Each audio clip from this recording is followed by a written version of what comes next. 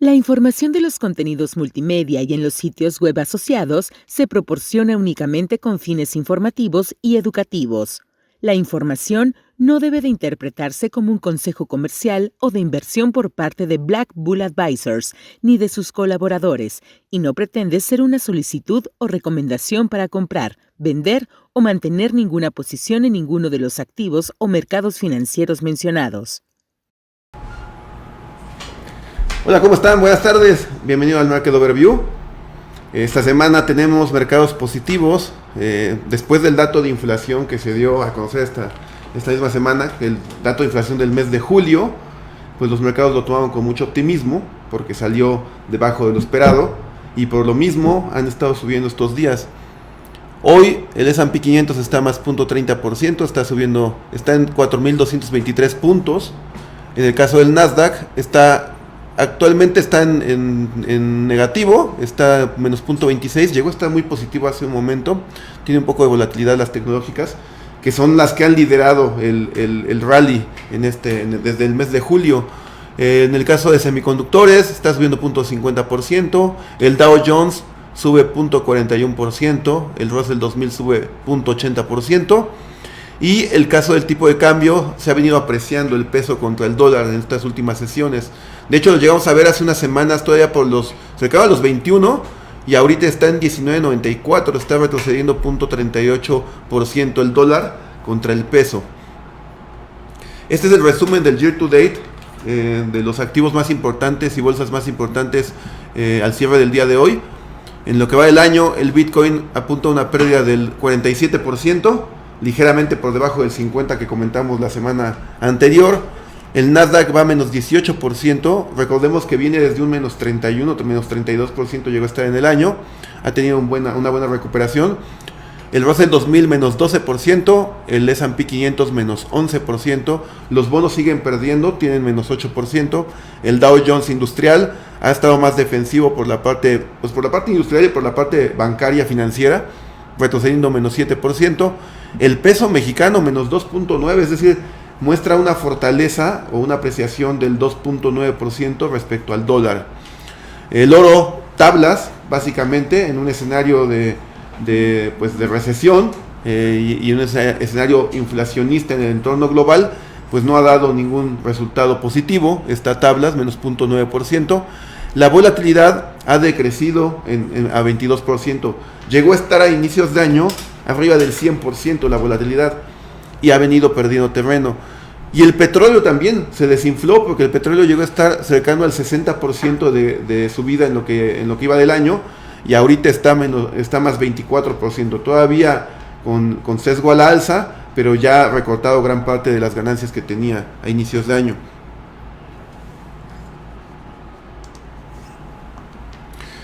Y esta semana, bueno, justamente el día de antier, se dio a conocer esta noticia respecto a esta empresa Unifin, que es una empresa mexicana, una empresa que es líder en el sector de arrendamiento financiero, de factoraje, principalmente lo que se conoce como el leasing. Cuando tú vas como empresa, cuando tú necesitas un activo fijo, pues puedes acudir a este tipo de instituciones y ellos te lo rentan. Entonces tú das un depósito y te lo dan un esquema de leasing, el cual pues es deducible de impuestos y pues para una empresa le ayuda mucho porque no tiene que desembolsar gran cantidad y aparte pues tiene el beneficio de que se va renovando o le van renovando el equipo. Es un esquema bastante ocupado en las empresas. Y resulta que Unifin pues era el líder en el segmento mexicano, solamente detrás de BBVA, pero era la empresa no bancaria más importante en este segmento. Pero el día de antier dio a conocer que iba a dejar de pagar a sus acreedores, iba a dejar de pagar tanto intereses como capital, lo cual pues desató mucha incertidumbre y mucho pesimismo, mucho miedo que se reflejó por supuesto en su cotización. Unifin es una empresa pública que cotiza en la Bolsa Mexicana de Valores. Entonces anunció que no iba a pagar el capital de los intereses. Fíjense, la deuda al cierre del segundo trimestre del 2022 de Unifin fue de casi 81 mil millones de pesos. Y Algo curioso, que bueno, es un dato que siempre hemos visto, lo vimos también en la crisis subprime, antes de que detonara la crisis y los bancos se fueran básicamente a cero o se fueran al piso. Previo a esa crisis, las calificadoras internacionales tenían una perspectiva positiva sobre estos bancos, y ya pues cuando estalló la crisis ya fue que cambiaron la calificación. Y entonces este caso es muy similar, porque por ejemplo HR Ratings y S&P Global Ratings tenían una calificación positiva respecto a Unifin, y de AA, por ejemplo, HR la bajó a C menos, y S&P de B más la bajó a D, o sea la degradó después de este evento. Ellos declaraban que Unifin tenía recursos suficientes para los siguientes 12 meses y que la disponibilidad de sus líneas de crédito apenas era tenía un 25% de disponibilidad de las líneas de crédito, es decir, que todavía tenían flujo para cubrir los 12 meses siguientes, y que además todavía tenían capital disponible para ocupar en cuestión de endeudamiento. Entonces esa es la posición que toman las calificadoras del por qué tenían una calificación todavía positiva sobre Unifin. Pero Unifin tomó la decisión para aumentar su flexibilidad financiera y preservar la continuidad de sus operaciones. Aquí hay algo muy importante que hay que resaltar. Unifin no está en quiebra aún, o sea, no sabemos si va a llegar a quiebra, pero todavía no está en quiebra. Unifin está negándose a pagar porque ellos ya están previendo que van a tener problemas de liquidez. Y toda esta situación, pues en realidad era un poco, ahorita me regreso un poco, pero era de cierta manera un poco visible. ¿Por qué? Porque los resultados al cierre del segundo trimestre pues mostraban, como les digo, casi 81,000 millones de pesos de endeudamiento, de pasivos financieros, entre lo que deben en mercados internacionales y lo que deben a bancos.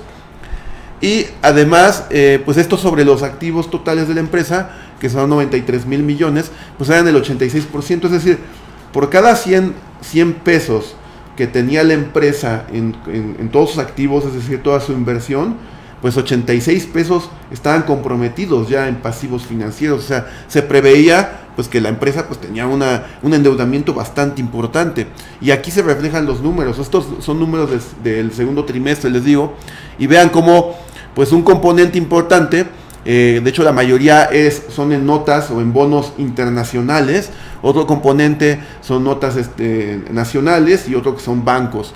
Y pues la deuda también se divide, la mayor parte está en una tasa variable y en una tasa dolarizada, y la menor parte en una tasa fija y una tasa en pesos. Afortunadamente para la empresa el tipo de cambio no se ha disparado, porque si ya se hubiera disparado el dólar contra el peso, pues afectaría todavía más su situación o su posición financiera, porque su deuda incrementaría drásticamente, dado que mucha deuda está denominada en dólares americanos.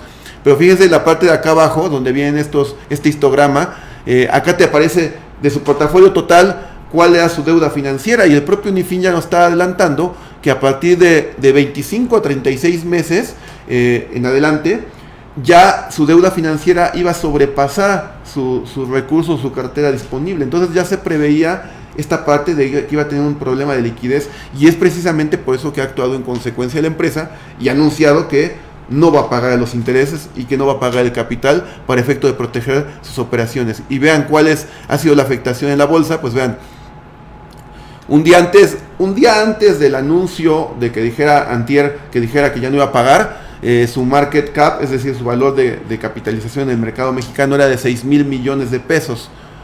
En un día borró básicamente 6,000 millones, 5,800 millones de pesos. Y vean, a inicios de año la empresa valía en bolsa 18,000 millones de pesos. Es lo que valía Unifin en diciembre del año anterior, o enero de este año. Y para el día de ayer, de acuerdo a los números del día de ayer, valía apenas 487 millones. Es decir, ha borrado, con estas caídas que ha tenido impresionantes en todo el año, y que se han aumentado más pues en estos últimos 2 días, pero ha eliminado 18,000 millones de pesos en su valor en bolsa. Ha sido brutal lo que se ha perdido con esta empresa, y obviamente pues la afectación para los accionistas, ¿no? Y pues ahora la afectación para los tenedores de su deuda, de sus bonos, que pues bueno, ya se han negado a pagar. Vean, ha caído 96% en lo que va del año en la Bolsa Mexicana de Valores, y se posiciona pues como la peor emisora en el año en la BMV, en la Bolsa Mexicana de Valores. Y pues bueno, atrás de Unifin está Crédito Real, que fue otro caso que algunos dicen que que Crédito Real pues desató como esta especulación en contra de estas financieras no bancarias, y fue la que comenzó a caer y pues ya contagió a Unifin. Pero está Unifin con menos 96 en el año, Crédito Real con menos 95, después viene Aeroméxico con menos 91, Axtel 66 y así. Son los peores desempeños que hemos visto en el mercado de renta variable mexicano, en las emisoras. Y vean este club de los 5 pesos, que son las empresas que sus acciones valen menos de 5 pesos. Por ejemplo, Omex. Omex era de las vivienderas hace varios años, de las vivienderas más importantes en México. O sea, Omex, Geo, Urbi, Ara, ICA, que es una empresa de infraestructura muy importante en México. Pues bueno, las condiciones del entorno empezaron a cambiar y pues Omex se fue básicamente a la quiebra. Y vean, ahora vale 0.03 pesos, o sea, es decir, vale menos de un peso, vale menos de un centavo este Omex. Y tenemos TV Azteca, por ejemplo, también, Unifin, que ya es la tercera con menor valor en su acción en todo el mercado mexicano, y ya al último tenemos a Nemak, esta empresa que está en el sector de automotriz y que vale 4.58 pesos, pero son todas las empresas que valen menos. Ahora, hay que resaltar que el hecho de que valga poco su acción no te dice nada respecto a cómo está la situación financiera de la misma. Acá con Unifin sí coincide. O sea, ya vimos que hay un deterioro en todos sus números y por lo mismo ha caído mucho su precio. Pero no es correcto decir que si una empresa vale 100 y otra empresa vale 500, la empresa de 500 tiene mejores números que la de 100. No es así, no es como se mide de esa forma. Esto solamente es un dato informativo porque pues genera mucho ruido el hecho de que valga menos de 5 pesos, pero hay que tomar otro tipo de métricas para poder ahondar en la situación financiera de cada compañía, no nada más el precio de la acción. El otro tema es la inflación, y es lo que comentábamos en un principio, es lo que ha inyectado optimismo en el mercado esta semana. ¿Por qué? Porque esta semana precisamente salió un dato en inflación en Estados Unidos, el del mes de julio, mejor a lo esperado, es decir, por debajo del mes de junio. Vean, el mes de junio habían reportado 9.1% en términos anuales, y en este mes de julio reportaron 8.5%, que incluso es menor que el de mes de mayo. Entonces puede ver ahí que pues después de una escalada muy importante en inflación en lo que va del año, pues ha venido retrocediendo. Y este dato pues era muy importante porque la Reserva Federal y otras autoridades alrededor del mundo pues toman mucho en cuenta precisamente que la inflación vaya abajo, para efectos si suben mucho o no tanto la tasa de interés. Y vean, este es el cambio en los últimos 12 meses en diferentes componentes de la inflación.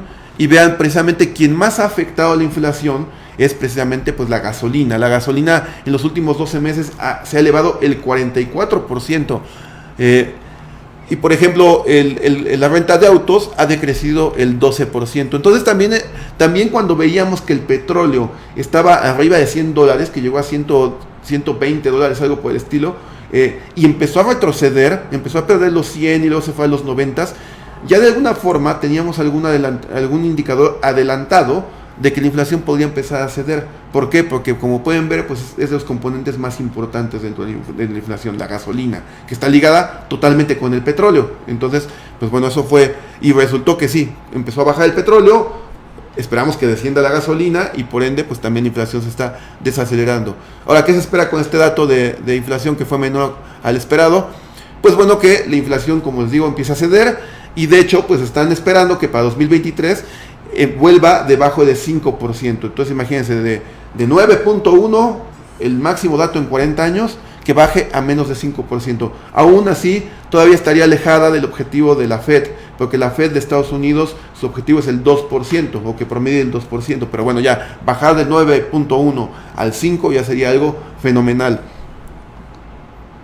Y esta es la expectativa. Vean, ahí es donde viene la curva hacia la alza, y ya para 2023 se espera que empiece a descender.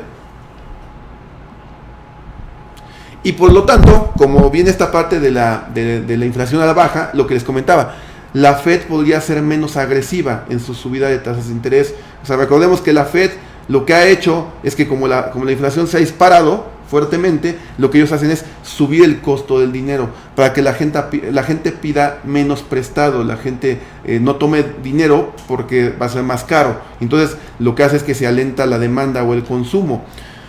Pero si la Fed ve que la inflación empieza a ceder, entonces la tasa de interés ya no tiene que subirla tan rápido y por lo tanto ya no tiene tantas repercusiones en la economía, porque también eso es lo que se temía, que si la Fed era muy agresiva y subía demasiado pronto o demasiado rápido la tasa de interés, podía provocar pues un problema más grave en la economía, ¿no?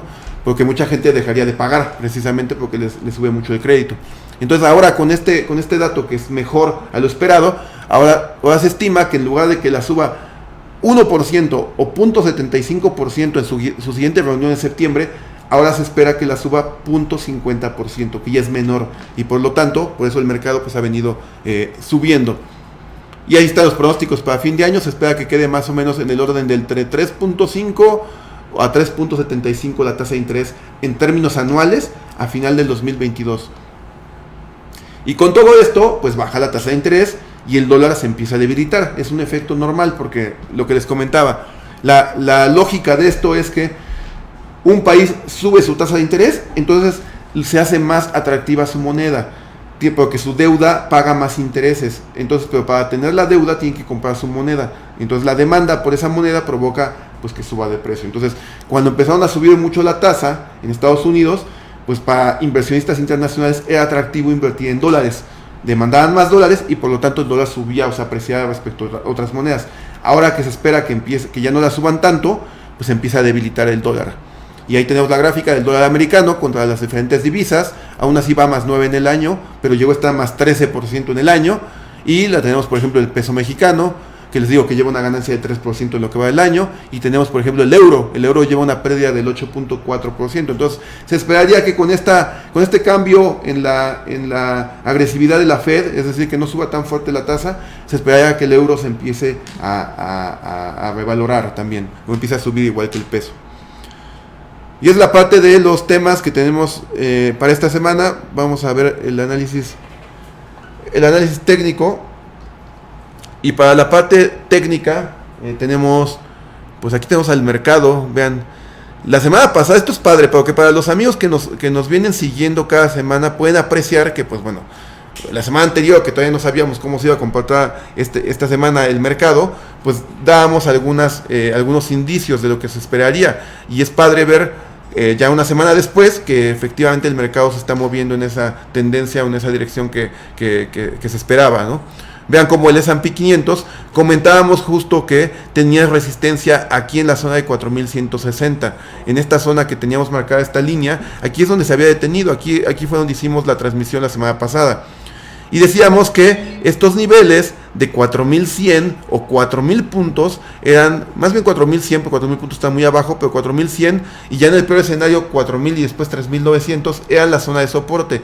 Comentábamos que mientras no vulnerara 4000 o 3900, todavía el sesgo era alcista, porque la estructura que está generando el precio actualmente es una tendencia alcista.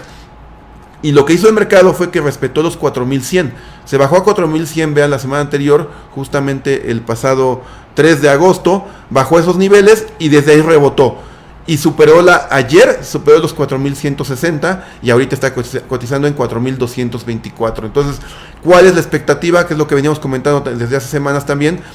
Nuestra expectativa sería que se acercara a los 4300. Esa es nuestra expectativa. Y en esa zona de 4300 es donde consideramos que puede encontrar una resistencia importante. ¿Qué quiere decir esto? Que ahí podría regresarse el mercado, podría llegar a esos niveles o incluso poco antes de los 4300 y que se empiece a regresar un poco. ¿Hasta dónde? Pues no tendría que invalidar nuevamente, es decir, no tendría que perder nuevamente los 4160.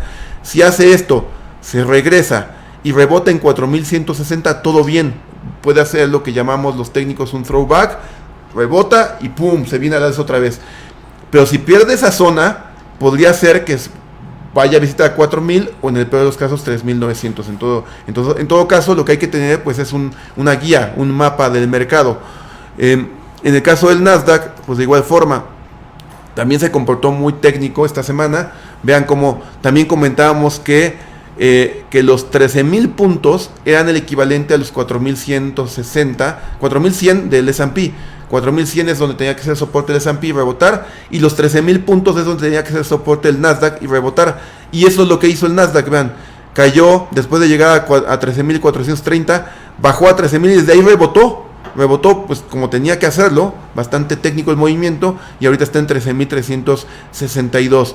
La expectativa sería que el Nasdaq se acerque precisamente a la zona de 14.000 puntos ahora, que para el S&P son 4.300 y para el Nasdaq serían 14.000 puntos. Es decir, todavía les quedaría más o menos un 1%, un 2% de subida antes de llegar a esos niveles de resistencia. Y ahí en esos niveles de resistencia, ahí es donde hay que tomar previsiones, porque podría regresarse nuevamente el mercado. ¿Qué tanto? Pues no lo sabemos. De pronto parece muy alcista, parecía que lo más probable que haga es que se regrese, valide los soportes y siga subiendo. Pero bueno, si sale algún dato mal o sale con alguna situación Taiwán o China o quien sea, pues no sabemos. Pero en todo caso ya tenemos un plan o una estrategia que podemos seguir. En el caso del Russell, por ejemplo, pues de igual forma, mira, de hecho el Russell ya se adelantó, ha tenido un rally más importante, y vean, el Russell ya llegó a la media de 200 días, el día de hoy justo tocó 2.011 puntos, y ahorita está en 1932, esta zona de los 2010 es equivalente a los 2.300 del S&P, y equivalente a los 14.000 puntos del Nasdaq. Entonces el Russell 2000, que es el índice que se compone por todas las empresas de pequeña y mediana capitalización de Estados Unidos, se ha adelantado un poco. Y también el Dow Jones, ¿dónde está el Dow? Aquí está. El Dow Jones también se ha adelantado, vean, le falta un poquito para llegar a la media de 200, pero 33.800 sería esa resistencia que tenga el Dow Jones. Entonces, se acercan, más o menos tenemos un principio de confirmación, porque todos los índices se están acercando pues más o menos al mismo nivel de resistencia, y por eso también es lo importante que esos niveles sean muy tomados en cuenta. Y vean el caso del VIX, pues el VIX bajó, cuando el VIX baja, sube el mercado, porque el VIX es la volatilidad. Entonces cuando sube la volatilidad quiere decir que hay más nerviosismo, y por lo tanto normalmente el mercado cae. Y cuando el VIX empieza a bajar, quiere decir que el nerviosismo está cediendo, o ya no hay tanto nerviosismo, y por lo tanto el mercado sube. Entonces vean cómo el VIX, después de llegar a niveles de 35, se empezó a bajar. Decíamos que era importante que perdiera los 24. Sí los logró perder. Acá rebotó y encontró resistencia y se volvió a bajar. Ayer se bajó hasta los 19.59, ahorita está en 20.51. Podría llegar a la zona de 18.60, y en esos 18.60 del VIX podría coincidir con que el S&P llegue a 4.300, con que el Nasdaq llegue a 14.000 puntos, y con que llegue a 38.000 puntos el Dow. Entonces podría coincidir con esas zonas más o menos, y ahí es donde coinciden soportes en volatilidad y techos en el mercado. Y bueno, finalmente el tipo de cambio, vean el tipo de cambio que les digo que se ha venido apreciando, o sea, el peso contra el dólar. Parecía muy alcista el dólar hasta hace unas semanas, vean, de hecho hubo un día en el cual rebotó brutalmente, más 2.20, pero al otro día casi pierde todo. Entonces vean cómo llegó es lo que les decía hace unas semanas, en 21 justo, y ahorita está en 19.95. Entonces, y recordemos lo que ya hemos venido comentando, la fortaleza que tiene el peso obedece principalmente al diferencial de tasas que tiene Estados Unidos con México. De hecho, ahorita ya tuvieron que haber subido la tasa de referencia en México. ¿Ya la subieron? ¿Pueden checar el dato si ya la subieron? Banxico ya tuvo que haber subido la tasa de interés. Entonces, hay un diferencial importante respecto a la tasa de interés de México contra la de Estados Unidos. Por lo mismo, como paga más México, hay más demanda por pesos, y por eso es que se ha fortalecido el peso contra el dólar. Es un efecto por las mismas tasas de interés. Además de que a países emergentes que se benefician por la subida en commodities, principalmente petróleo, como México, pues han mostrado una posición más defensiva que otros. ¿Sí ya la subió? Sí. ¿En cuánto está? 8.50, la subieron 75 puntos base. Fíjense, y además se portó más agresivo Banco de México, es decir, la subió 0.75%, ya está en 8.50 la tasa de interés. Y en Estados Unidos actualmente es que está en 1.50, en 2.50, vean. 8.50 en México, 2.50 en Estados Unidos. Entonces hay una diferencia de 6%, y 6% es muchísimo. Entonces es por eso que pues hay más apetito por pesos y por eso es que ha estado fuerte el tipo de cambio. Esa es la razón principal, no es tanto otro motivo. Y bueno, esa es la parte técnica, la parte de los índices más importantes. No sé, ¿te han hecho algún comentario, Pablo? Sí. A ver, dime. A ver, M. Ruiz dice: hola Iván, yo trabajaba en Unifin. ¿Ah, sí? ¿Qué tal, mi M? Pues qué bueno que ya no trabajas ahí, mi estimado M. No sé cómo se va a poner la situación ahí. Yo también tengo muchos conocidos que estuvieron ahí en Unifin, y la verdad es que, y también tengo conocidos que trabajaron ahí, y también tengo la experiencia de ser cliente de Unifin, en una empresa que dirigí hace tiempo. Pues le consumíamos muchos leasings a Unifin, y la realidad es que pues el servicio era muy bueno. O sea, en realidad te atendían bien, eran rápidos en el servicio. Sí son caros, evidentemente, porque Unifin se tiene que fondear de terceros, entonces le pide prestado al banco para prestarte a ti, entonces pues obviamente lo encarece, pero en realidad la impresión que nos dejó como clientes pues fue buena. Esperemos que su situación logre solucionarse, que se logre reestructurar y pues que salgan adelante, ¿no? Eso es lo que esperamos. Luis Miguel Basurto: hola Iván, ahora sí presente. Muy bien, mi Luis, qué bueno que te conectaste ahora sí, porque luego nos reclamas que no hacemos la transmisión y no te conectas. Saludos a Tijuana, amigo. Arturo Villegas: ¿cómo ven Disney? Hola, mi Arturo. Ahora vamos a ver Disney, que ya reportó súper bien, ¿no? No, reportó ayer, ¿verdad? Reportó ayer, por encima de los estimados, y tiene más suscriptores que Netflix. Está increíble. Disney es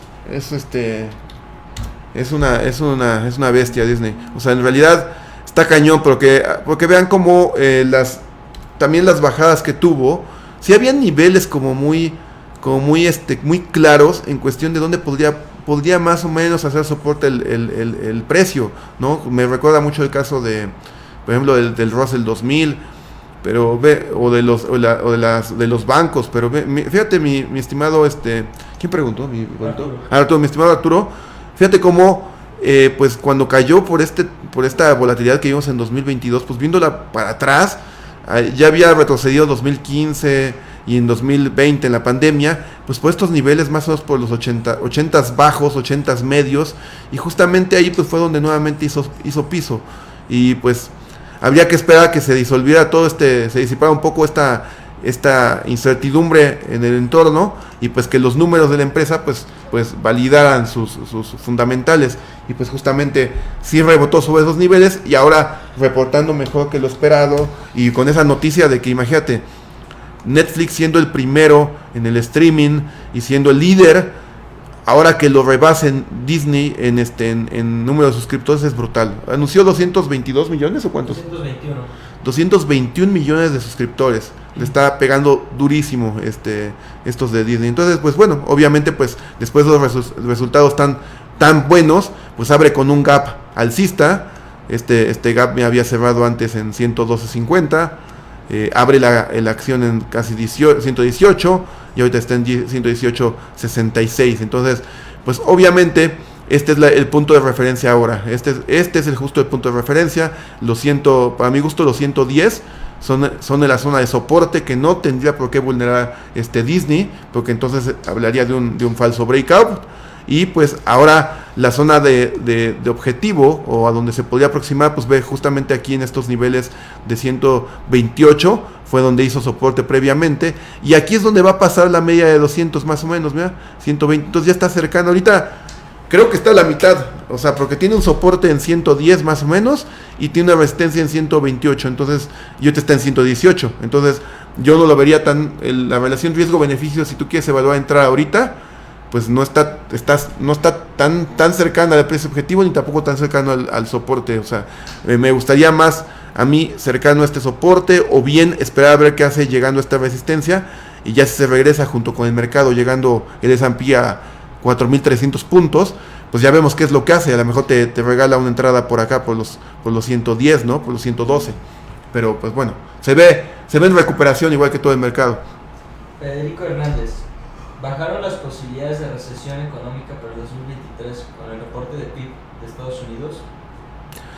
Hola Federico, pues sí, de hecho, la semana anterior poníamos una proyección de lo que se espera para el Producto Interno Bruto de Estados Unidos, y después de los 2 trimestres que ya pasamos con números negativos, se espera que para el tercer trimestre ya sea positivo, o sea, ya tengan un crecimiento de la economía americana y que continúe para los siguientes trimestres. Esa es la expectativa. Entonces, se tenía miedo de que si la Fed subía demasiado la tasa de interés, pues ese crecimiento no fuera a ser así como lo proyectaban. Pero ahorita que aparentemente la inflación se está controlando, esperamos que continúe así, pues ya no habría tanto temor en ese sentido. Entonces sí, esperamos que ya no sea tan probable que se empeore el tema de la recesión para los siguientes trimestres.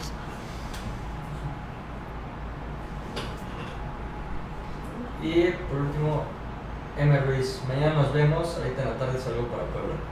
Genial, mi estimado M. Va a ser un gusto recibirte aquí en la oficina. Vienes desde México y pues aquí para que conozcas al equipo y platiquemos un poco. Ángel Seferino. Hola, ¿consideras rentables las acciones fraccionadas? Hola, mi estimado Ángel. Pues yo creo que sí es bueno, pero o sea, cuando manejas tu propia cuenta, ¿no? Porque te permite, o sea, si tú tienes una cuenta que manejas para ti mismo, y pues hay acciones que evidentemente son muy caras, entonces sí te permite comprar una fracción, ¿no? Y te permite tener participación en esa empresa, ¿no? De otra forma, pues no podrías. Para el caso de nosotros, no es tan positivo porque el comprar acciones fraccionadas, bajo la gestión que llevamos con todos los clientes, ya no nos permite tener otros beneficios, como por ejemplo es comprar en el pre-open, es decir, antes de la apertura del mercado, o comprar o vender en el after, es después del cierre del mercado. Entonces para nosotros eso es muy importante para efectos de estrategia, pero si tú no tienes esa necesidad, es realmente muy útil, es bueno. Nada más, Pablo y Brian. ¿Qué riesgos permanecen presentes este año que pudieran afectar el desempeño que se lleva en el mercado? De Federico Hernández. Hola Federico, pues bueno, riesgos de este año, pues definitivamente no sabemos lo que vaya a hacer China. Creo que ese es un riesgo latente que no, pues ya lo comentamos la semana pasada, o sea, Pelosi amenazó con ir a Taiwán, y sí fue, y por el otro lado China pues amenazó con que iba a tomar represalias, y no las ha tomado. No sabemos si lo vaya a hacer, ojalá que no lo haga, y si las hace tampoco sabemos cuáles van a ser. O sea, se especula que vaya a ser un tema económico, recordemos que ahí en Taiwán está el fabricante más importante de semiconductores del mundo, y por eso mismo también fue Pelosi allá, o vaya a ser un tema bélico, ¿no? Pero no lo sabemos. Eso creo que es un riesgo en adelante. Otro riesgo puede ser que la inflación rebote nuevamente, o sea, que después del dato de julio, que viene para abajo, luego para agosto vaya a salir que se volvió a subir, o alguna situación, yo creo que relacionada con eso, o algún tema también con Ucrania y Rusia, que se vaya a volver a acelerar el conflicto. Creo que esos son los 3 principales riesgos que podríamos ver todavía en este año. Sin embargo, pues hay que recordar también que siempre van a haber riesgos, siempre, porque cuando se disipen estos, va a haber otros, y después van a haber otros, y después va a ser el tema del Producto Interno Bruto, y después va a ser el tema de los reportes trimestrales, y después va a ser el tema del budget de Estados Unidos, por ejemplo, la situación de que se quede sin dinero el gobierno de Estados Unidos.